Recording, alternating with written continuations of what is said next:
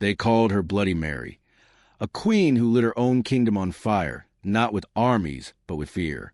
She burned hundreds alive, ruled through terror, and tried to erase an entire faith.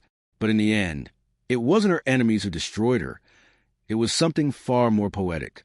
Because when you play with fire, even queens can burn.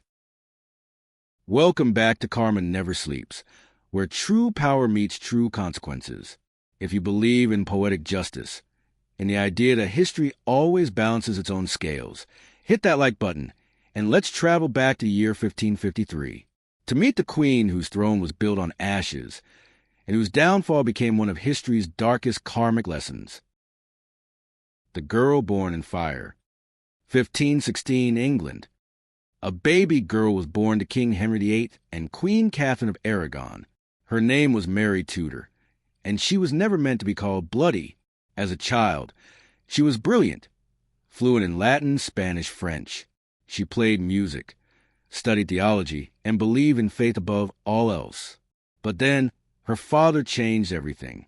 Henry VIII wanted a son, and when he didn't get one, he turned against Mary's mother, divorced her, and declared Mary illegitimate. Overnight, the princess became a political nobody. Servants stopped bowing. Her titles were stripped. Even her mother was banished. And that's where the fire began, not in the streets of London, but inside Mary's heart. The rise of a forgotten princess. Years passed. Mary was forced to watch her father marry again and again. 6 wives, one execution after another. Yet Mary stayed loyal to the church, the same faith her father destroyed just to remarry. She saw her half-brother Edward VI take the throne, and with him, a wave of Protestant reformers who erased everything she believed in. To them, Mary wasn't a princess. She was a threat, but fate had other plans. When Edward died suddenly at age 15, Mary, now in her late 30s, saw her moment. Against all odds, she raised an army, marched into London, and took the crown that was denied to her for decades. Crowds cheered. Bells rang. The lost daughter of England was queen at last.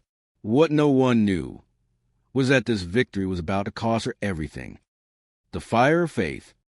Mary believed her suffering had a purpose, that God had chosen her to restore the true faith of England. Catholicism. To her, it wasn't revenge, it was redemption. But redemption, when mixed with obsession, turns to fire. Within months of her coronation, Mary ordered the arrest of Protestant leaders. Churches that once spoke of reform were silenced. In 1555, the first fires were lit. Men and women were tied to wooden stakes. Their only crime? Believing differently. The flames reached higher with each name. Latimer, Ridley, Cranmer. Witnesses said the smell of burning flesh drifted through the streets of Oxford. Mothers covered their children's eyes. But Mary believed she was saving souls, not destroying them. In her mind, this was divine justice. But history would call it something else. Karma. The queen who couldn't love. In 1554, Mary married Philip of Spain, the man she believed would strengthen her rule and bring her happiness. Instead, he brought distance and heartbreak. Philip barely visited her chambers. He treated her more like an ally than a wife. Desperate for affection, Mary convinced herself she was pregnant. Twice. The whole kingdom celebrated, until both pregnancies turned out to be false. Historians now believe it was a psychological condition, her body mimicking pregnancy symptoms from emotional stress. The people began to whisper, "The queen is cursed. God has turned against her."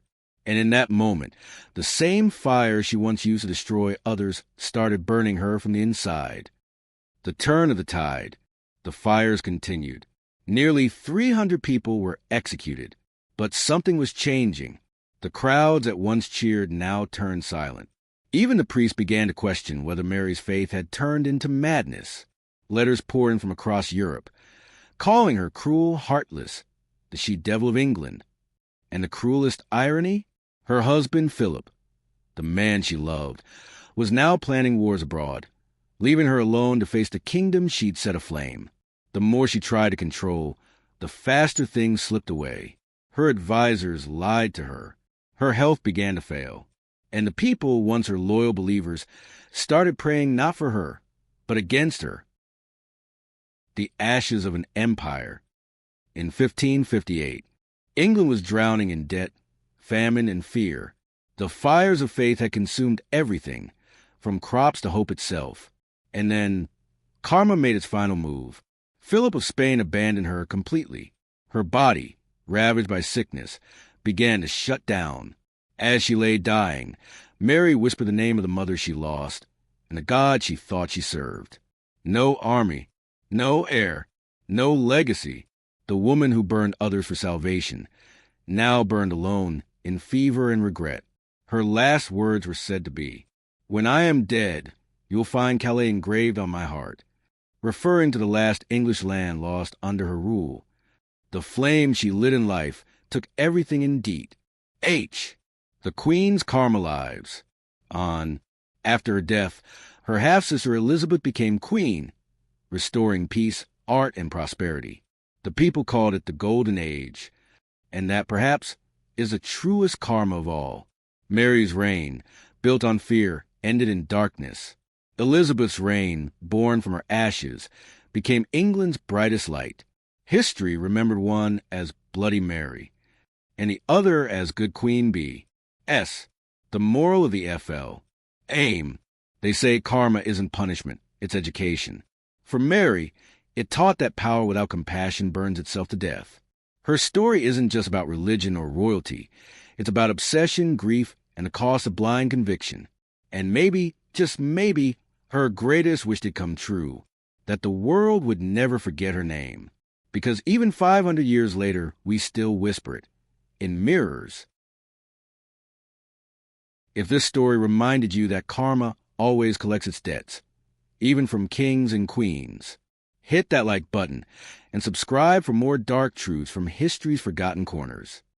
Because remember, empires fall, thrones crumble, but karma never sleeps. Thank you for watching. I'll see you again with the next story. Until then, stay blessed and remember, karma never sleeps.